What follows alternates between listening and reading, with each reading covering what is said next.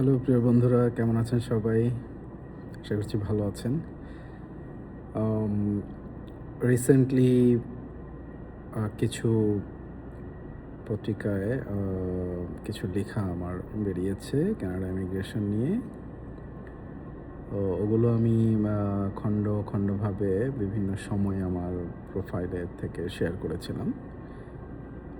আ তো ওই লেখাগুলো নিয়ে আপনাদের অনেকের অনেক মতামত আমি পেয়েছি। অনেকে আমাকে অনেক প্রশ্ন করেছেন। এবং সবাইকে আমি বলেছি যে আমি আসলে সময় পাচ্ছি না। আমি একসঙ্গে করে আ লেখাগুলো নিয়ে বসে বাই সিরিয়ালি আমি এগুলো নিয়ে কথা বলব। এবং ইমিগ্রেশনের যেটা ১ম আমার যে পর্ব লেখাটা ছিল সেটা হচ্ছে যে মন স্থির করুন। আসলে মন স্থির বা ডিসিশন এটা কিন্তু খুবই একটা মানে ক্রুশিয়াল ম্যাটার। খুব ইম্পোর্টেন্ট, খুবই গুরুত্বপূর্ণ।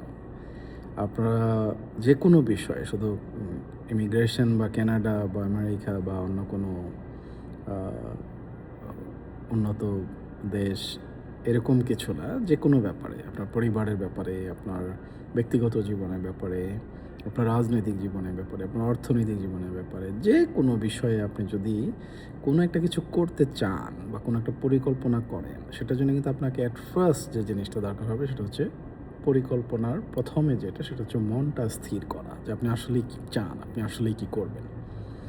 তো এই বিষয়টাকে আমি খুবই গুরুত্বপূর্ণ মনে করেছি এবং আমার যে প্রিভিয়াস ট্রেনিং আছে বিভিন্ন বিষয়ে, বিশেষ করে sales, marketing, cyber security, soft skills এইসব ব্যাপারে আমি বিভিন্ন সময়ে বিভিন্ন ধরনের সংস্থা যেমন LinkedIn, Coursera, Cisco, আমাদের দেশে 10 স্কুল, তারপর আরও এরকম আছে মাইন্ডলস্টার, এরকম বিভিন্ন প্ল্যাটফর্ম থেকে আমি এই ট্রেনিংগুলো বিভিন্ন সময়ে নিয়েছি। এগুলো আমার কোনো রিকোয়ারমেন্ট ছিল না। আমি জাস্ট মাঝে, মাঝে যখন সময় পেতাম আমি নিজের স্কিলটা ডেভেলপ করতাম। তো আর ছাত্র জীবনে আমি ডেল কার্নেগি নামে একজন মোটিভেটর আছে আপনারা জানেন। উনার কিছু বই পড়েছিলাম। সেখানে আমি যেটা পেয়েছিলাম প্লাস আমি কিছু দামি, দামি ট্রেনিংও করেছিলাম ওই সময়ে। যেগুলো ঢাকার বিভিন্ন খ্যাতনামা বড়, বড় 5 স্টার হোটেলগুলোতে অনুষ্ঠিত হতো এবং বিভিন্ন কোম্পানির মার্কেটিং এমপ্লয়ি, মার্কেটিং যারা বস টাইপের তারাও থাকতো। তো সেখানেও আমি আ আ ২-১ টা ট্রেনিংয়ে সৌভাগ্য আমার হয়েছিল। তো সেই ট্রেনিংগুলো থেকে আমি যেটা জেনেছি যে এগুলোর আলোকে যেটা আমি পেয়েছি যে ডিসিশন মেকিংটা একটা খুবই গুরুত্বপূর্ণ। আপনারা কিন্তু চাকরির যখন জীবন বৃত্তান্ত মানে কারিকুলাম ভিটা বা রেজুমে যখন তৈরি করেন, তখন কিন্তু আপনারা অনেকেই লিখে থাকেন যে ডিসিশন মেকিং। কিন্তু ডিসিশন মেকিংটা কি আ বা এটা কেন প্রয়োজন বা এটা আপনি কিভাবে আসলে করেন, এটার ব্যাপারে হয়তো অনেকে আম খুব সুন্দর করে হয়তো আপনারা জিনিসটা আ অনেকেই বোঝেন বা আরেকটু ভালো বোঝার জন্য আমি আরকি আ আমার লেখাটা এবং আমি যেটা বলতে চাচ্ছি যে ডিসিশন মেকিংটা খুবই, খুবই জরুরি যেকোনো বিষয়ে। এবং আমি সেই সমস্ত ট্রেনিং বই থেকে যেটা জেনেছি যে ডিসিশন যারা সফল মানুষ তারা কিন্তু আসলে খুব শর্ট সময়ে অর্থাৎ ১৫ থেকে এরকম কি একটা টাইম বাইন্ডিংস আছে যে ১৫ থেকে ২০ সেকেন্ড বা ৩০ সেকেন্ডের মধ্যে তারা ডিসিশনটা মেক করে।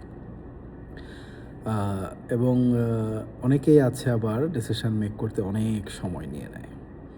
তার কারণ হচ্ছে যে সে হয়তো ঠিকমতো জিনিসগুলো জানতে চায় না বা ওই গবেষণাটা করে না। এবং গবেষণার কিন্তু বিভিন্ন দিক আছে। গবেষণাটা কোন, কোন লাইনে কিভাবে করতে হবে, গবেষণাটা কোথায় চিন্তাটা আপনার থেমে গেলে কোথা থেকে শুরু করতে হবে, এইসব ব্যাপারেও কিছু পড়াশোনা আছে। তো এই জিনিসগুলোতে আমি গুরুত্ব দিয়েছি। গুরুত্ব দিয়ে আমি আমার লিখার শুরুতেই যে পর্বটা ছিল সেটা হচ্ছে মন স্থির করুন। তো মন স্থিরটা আপনি কিভাবে করবেন?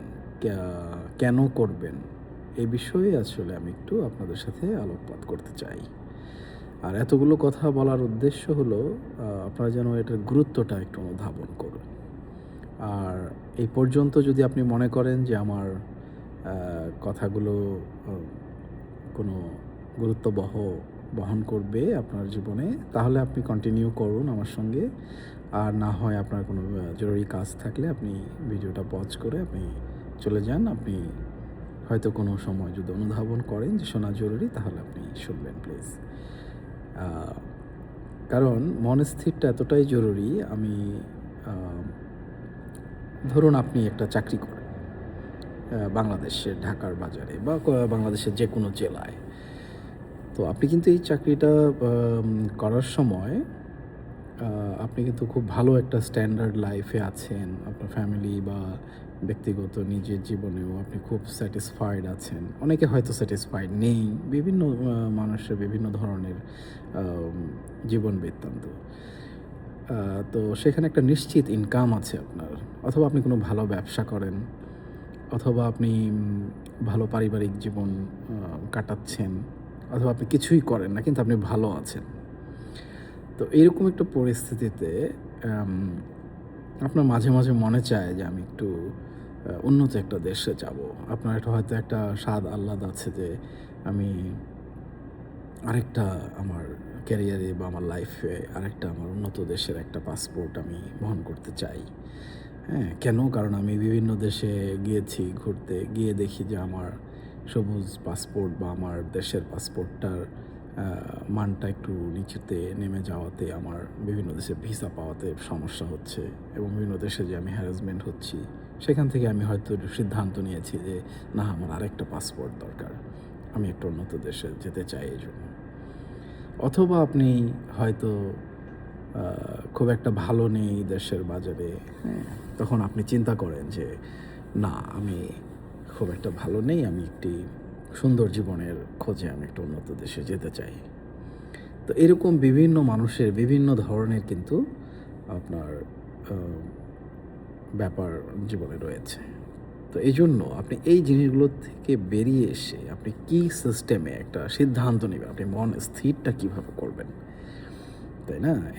এই জিনিসটা কিন্তু আপনাকে নিতে হবে। নিজের সাথে নিজে আজম করতে হবে। হ্যাঁ? আজম বলতে মানে আগে যেমন পীর মুর্শিদরা বা নবীদের আমলে এরকম কথা ছিল যে আজম করতে হবে।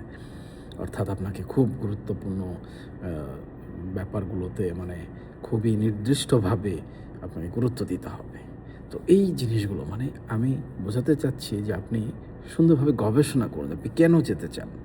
এবং আপনি যেখানে যেতে চান সেখানে আপনার জীবনটা কেমন হতে পারে সেটার আপনার একটা ছক মনে, মনে এঁকে সেটাকে একটা প্রিভিউ, সেটাকে একটা সুন্দর একটা ছবিতে নিজে অন্তরে দেখুন।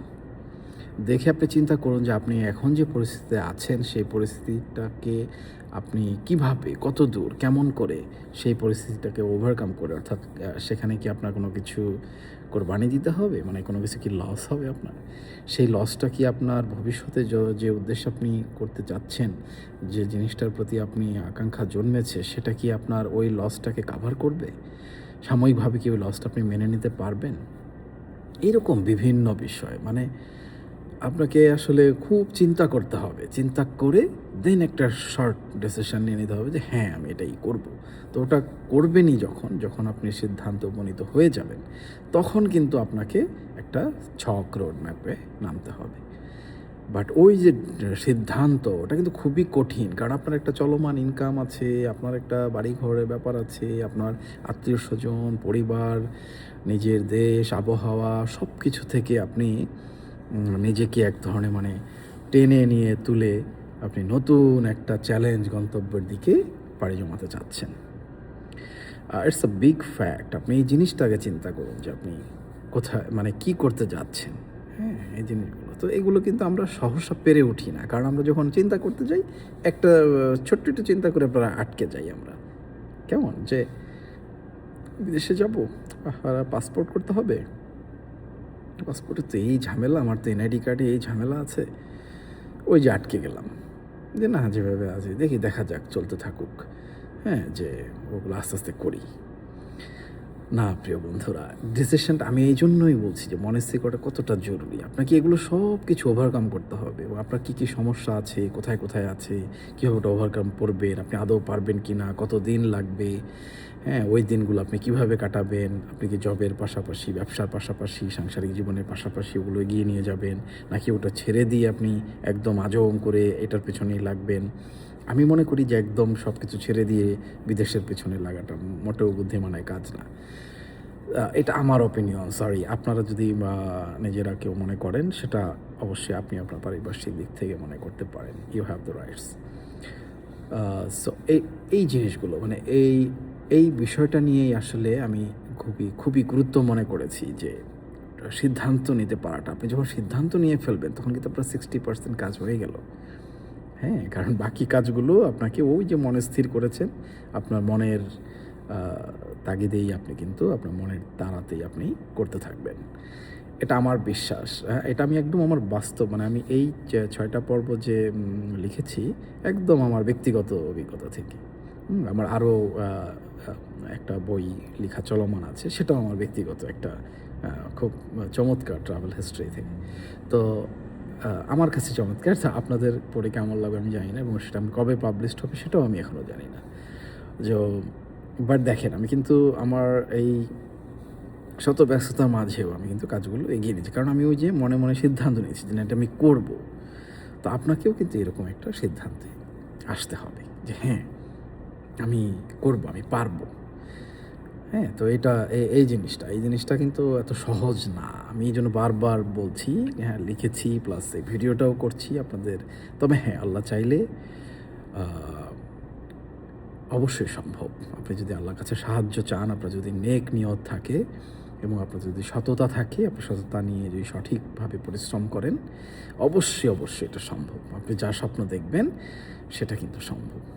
এরকম আমি সূরা বাকারার বোধহয় কোনো একটা আয়াতে এরকম আছে কিনা যে বান্দা যা চায় আ আল্লাহ কিন্তু কিঞ্চিৎ পরিমাণ হলেও সেটা দেয়। এখন আপনি কীভাবে চাইলেন সেটা বিষয়। আপনি কিন্তু কিঞ্চিৎ পরিমাণ হলেও সেটা পাবেন। কিঞ্চিৎ। অর্থাৎ আপনি পাবেনই। মানে সেটা আপনি নিরাশ করবে না। কেমন? তো এইজন্য আপনি ওই প্রস্তুতিটা যদি শুরু করতে পারেন সুন্দরভাবে, আপনাকে একদিন আল্লাহ চায় তো আল্লাহ ইনশাআল্লাহ আপনাকে আপনার গন্তব্যে পৌঁছে দেবে।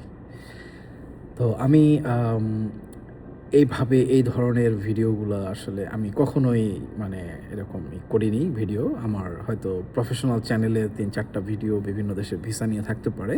সেখানে হয়তো আছে। আমি এই চ্যানেলটাকে এর আগে কোনো ফরওয়ার্ড করিনি।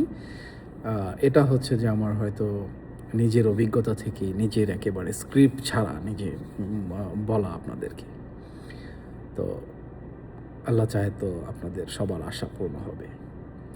তো কানাডার টরন্টো ডাউনটাউন থেকে এই মুহূর্তে আমি বিদায় নিচ্ছি আপনাদের কাছে। আবার সামনে কথা হবে। আমি আমার প্রত্যেকটা পর্ব নিয়েই লাইন ধরে বিভিন্ন কথা বলবো। সেখানে হয়তো আপনাদের অনেক প্রশ্ন ক্লিয়ার হয়ে যাবে। তো আপনারা যারা আমাকে বিভিন্ন সময়ে ইনবক্সে নক করেন, আমি যাদেরকে রিপ্লাই দিতে পারি না, চেষ্টা করি আমি একটা থামস আপ হলেও দিয়ে রাখতে যে হ্যাঁ, আমি দেখেছি। আমি আশা করব যে আ আসছে যে সময়, সে সময়গুলোতে আপনাদের এই প্রশ্নগুলো ক্লিয়ার হয়ে যাবে। তো ধন্যবাদ। সবাই ভালো থাকবেন। দোয়া করবেন এবং সবাই সুস্থ এবং নিরাপদে থাকবেন। আল্লাহ হাফেজ।